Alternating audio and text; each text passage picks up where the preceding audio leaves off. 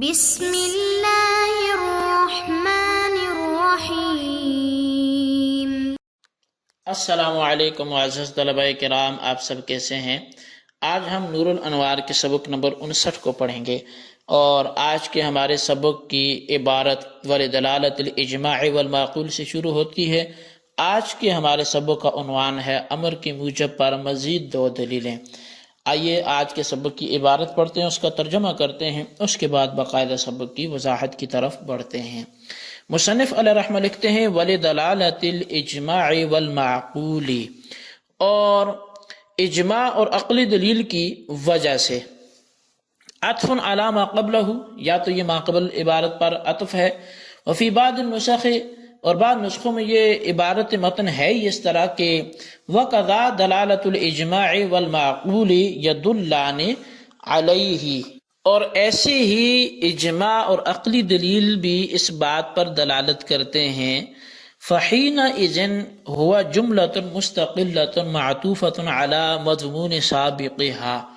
تو اس صورت میں یہ ایک مستقل جملہ ہوگا جس کا عطف سابقہ جملے کے مضمون پر کیا گیا ہے۔ وحاصل، اور اس کا حاصل یہ کہ ان دلالت الاجماع تدل علی ان الامر للوجوب، کہ بے شک اجماع کی دلالت اس بات پر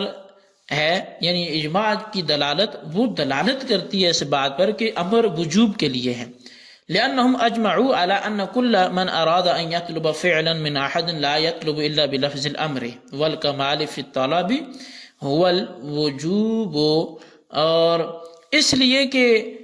اس بات پر سب نے اجماع کیا کہ ہر وہ شخص جو کسی سے کسی فعل کا ارادہ کرتا ہے طلب کا، تو وہ طلب نہیں کرتا مگر لفظ امر کے ساتھ۔ والکمال فی الطلب، اور جو طلب میں کامل لفظ ہے هو الوجوب، یعنی جو طلب میں کامل چیز ہے وہ وجوب ہے۔ والاصل نفی الاشتراک، اور جو اصل ہے وہ اشتراک کی نفی ہے۔ فتعین ان موجبہ الوجوب، تو پس یہ بات متعین ہوگی کہ امر کا موجب وہ وجوب ہے۔ وانما قال دلالۃ الاجماع، اور بہرحال مصنف نے کہا دلالۃ الاجماع لان نفس الاجماع لم ينعقد على ان موجبہ الوجوب، اس لیے کہ جو نفس اجماع ہے یہ منعقد نہیں ہوتا اس بات پر کہ بے شک اس کا موجب وجوب ہے، لأنه مختلف فيه، اس لیے کہ اس میں تو اختلاف ہے۔ بل انما الاجماع على شيء يدل عليه، بلکہ اجماع کسی چیز پر یہ ہوتا ہے کہ اس پر دلالت کرے۔ وقد الدلیل المعقول يدل على ان الامر للوجوب، ایسی دلیل عقلی بھی جو ہے وہ دلالت کرتی ہے اس بات پر کہ امر وجوب کے لیے ہے۔ وهو ان تصاريف الافعال كلها كالماضي والمستقبل والحال دال على معنى مخصوص، فينبغي ان يكون الامر كذلك دالا على معنى الوجوب۔ اسی طرح عقلی دلیل اس بات پر دلالت کرتی ہے کہ امر وجوب کے لیے، اور وہ یہ کہ ماضی، مستقبل، حال، تمام افعال کی گردانیں خاص خاص معنی پر دلالت کرتی ہیں۔ تو جیسے ماضی، مستقبل، حال کی گردانیں خاص معنی پہ دلالت کرتی ہیں، فَيَنبَغِي أَن يَكُونَ الْأَمْرُ كَذَلِكَ دَالًا عَلَى مَعْنَى الْوُجُوبِ، تو ایسی ہی ضروری ہے کہ امر بھی جو ہے وہ مناسب یہی ہے کہ وہ بھی معنی وجوب پر خاص کر دلالت کریں۔ وَلَيْسَ هَذَا لِإِثْبَاتِ اللُّغَةِ بِالْقِيَاسِ، یہ قیاس کے ساتھ لغت کو ثابت کرنے کے لیے نہیں ہے، بل لِإِثْبَاتِ كَوْنِ الْأَصْلِ عَدَمَ الاشتراک، بلکہ عدم اشتراک کو، کہ یہ اصل یہ ہے کہ اس بات کو ثابت کرنا ہے کہ اصل جو ہے وہ عدم اشتراک ہے۔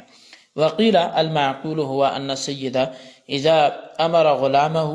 بفعل ولم يفعل استحق العقاب، اور عقلی دلیل یہاں پہ یہ ہے کہ بے شک جب آقا اپنے غلام سے کسی فعل کے کرنے کا حکم کرے اور وہ نہ کرے تو وہ عقاب کا مستحق ہوگا۔ فلو لم يكن الامر للوجوب لما استحق ذلك، اور اگر امر وجوب کے لیے نہ ہوتا تو اس کا مستحق ہی نہ ہوتا عقاب کا۔ وقد نقل فی بیان النصوص والمعقول وجوہ اخر ترکتها للاجتناب، اور بیان نصوص میں اور معقول کے بیانات میں اور کئی وجوہ لکھی گئی ہیں جن کو میں نے طوالت کی وجہ سے چھوڑ دیا ہے۔ جی طلبہ کرام، یہ ہماری عبارت اور اس کا ترجمہ تھا۔ اس بات پر کہ امر کا موجب وجوب ہے، مصنف علیہ رحمہ نے 2 دلیلیں اور ذکر فرمائی ہیں۔ چنانچہ متن کی یہ عبارت سابقہ عبارت لانتفاع الخیارت پر معطوف ہے، اور بعد نسخوں میں یہ عبارت اس طرح ہے کہ وَقَذَا دَلَالَةُ الْإِجْمَاعِ وَالْمَعْقُولِ يَدُلَّانِ عَلَيْهِ، لیکن اس نسخہ کے مطابق یہ عبارت مستقل جملہ ہوگی، اور سابقہ جملہ استحقاق الوعید لتارکے کے مضمون پر یہ معطوف ہوگی۔ اس نسخہ کے مطابق سابقہ جملہ استحقاق الوعید لتارکی کے لفظ پر عطف اس لیے نہیں کیا گیا کہ وَقَضَى دلالت الاجماع والمعقول يدلان علیہ مرکب تام ہے، اور استحقاق الوعید لتارکہ لانتفاع الخیارتی کے لام جارہ کے تحت ہونے کی وجہ سے مرکب ناقص ہے، اور مرکب تام جو جملہ کاملہ ہے اس کا عطف مرکب ناقص جو مفرد کے حکم میں ہوتا ہے اس پر یہ ناجائز ہے۔ مگر چونکہ استحقاق الوعید لتارکی کا مضمون مرکب تام ہے، اس لیے قضا لدلالت الاجماع کا عطف استحقاق الوعید لتارک کے مضمون پر کیا گیا ہے، اور استحقاق الوعید لتارک کا مضمون یہ ہے کہ تارک امر کا مستحق وعید ہونا نص سے ثابت ہے۔ مرکب تام سے مراد یہ ہے کہ مخاطب کو فائدہ تامہ حاصل ہو جائے، جیسا کہ ہم نحو کی کتب میں پڑھتے ہیں۔ بہرحال اس عبارت میں مذکور دو دلیلوں میں سے پہلی دلیل دلالت اجماع ہے، جس کا حاصل یہ ہے کہ دلالت اجماع اس بات پر کہ امر وجوب کے لیے ہے اس لیے دال ہے کہ علماء لغت اور اہل عرف کا اس بات پر اجماع ہے کہ اگر کسی کو کسی سے کوئی فعل طلب کرنا ہو تو وہ بغیر صیغہ امر کے طلب نہ کرے بلکہ فقط صیغہ امر سے طلب کرے، اور کمال طلب وجوب ہی کی صورت میں ہوتا ہے، کیونکہ کمال طلب یہ ہے کہ طالب اس شخص کو مامور بھی ترک کرنے کی اجازت نہ دے جس سے فعل طلب کیا گیا ہے، اور جہاں مخاطب کو مامور بھی ترک کرنے کی اجازت نہ ہو اس کو واجب کہا جاتا ہے۔ لہذا ثابت ہو گیا کہ صیغہ امر سے جو فعل طلب کیا جائے گا مخاطب پر واجب ہوگا اور امر کا موجب وجوب ہوگا۔ لیکن اگر یہ کہا جائے کہ ہمیں یہ بات تسلیم ہے کہ امر سے وجوب ثابت ہوتا ہے، مگر ہم کہتے ہیں کہ وجوب کے علاوہ ندب اور اباحت کے معنی پر بھی تو امر کا صیغہ دلالت کرتا ہے، تو اس کا جواب یہ ہوگا کہ اصل اشتراک کی نفی ہے، یعنی اگر کوئی لفظ متعدد معنی پر دلالت کرتا ہو اور اس میں یہ بھی احتمال ہو کہ یہ لفظ ان معانی کے درمیان مشترک ہے، اور یہ بھی احتمال ہو کہ ان میں سے ایک معنی حقیقی اور باقی مجازی ہیں، تو اس لفظ کو حقیقت و مجاز پر محمول کیا جائے گا، اشتراک پر محمول نہیں کیا جائے گا۔ بہرحال جب دلالت اجماع سے یہ بات معلوم ہو گئی کہ صیغہ امر سے وجوب ثابت ہوتا ہے اور اشتراک کی نفی کا اصل ہونا یعنی اشتراک کی نفی کا اصل ہونا مسلم ہے، تو یہ بات متعین ہوگی کہ امر کا موجب فقط وجوب ہے، تو یہاں پر یہ پہلی دلیل بھی ہماری مکمل ہوئی۔ اب متن کی مذکورہ عبارت میں پیش کردہ دو دلیلوں میں سے دوسری عقلی دلیل ہے جو اس بات پہ دلالت کرتی ہے کہ امر وجوب کے لیے ہے، وہ یہ کہ تمام افعال مثلا ماضی، مستقبل، حال خاص معنی پر دلالت کرتے ہیں، چنانچہ ماضی گزشتہ پر، مستقبل آئندہ پر، اور حال موجودہ زمانے پر صدور فعل پر دلالت کرتے ہیں۔ پس جب تمام افعال خاص معنی پر دلالت کرتے ہیں تو پھر امر بھی چونکہ فعل ہے اس لیے دوسرے افعال پر قیاس کرتے ہوئے یہ بھی خاص معنی یعنی وجوب پر دلالت کرے گا۔ پس بذریعہ عقل اور قیاس یہ بات ثابت ہو گئی کہ امر کا موجب وجوب ہے۔ ولیس هذا الاثبات اللغت بالقیاس سے ایک سوال کا اصل میں جواب دیا جا رہا ہے، اور وہ سوال یہ ہے کہ وجوب کا موجب امر ہونا یعنی وجوب کا موجب امر ہونا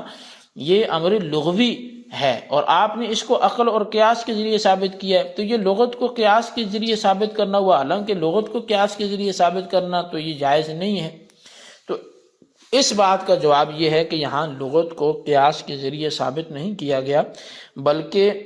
اس بات کو ثابت کیا گیا ہے کہ اصل اشتراک کا نہ ہونا ہے،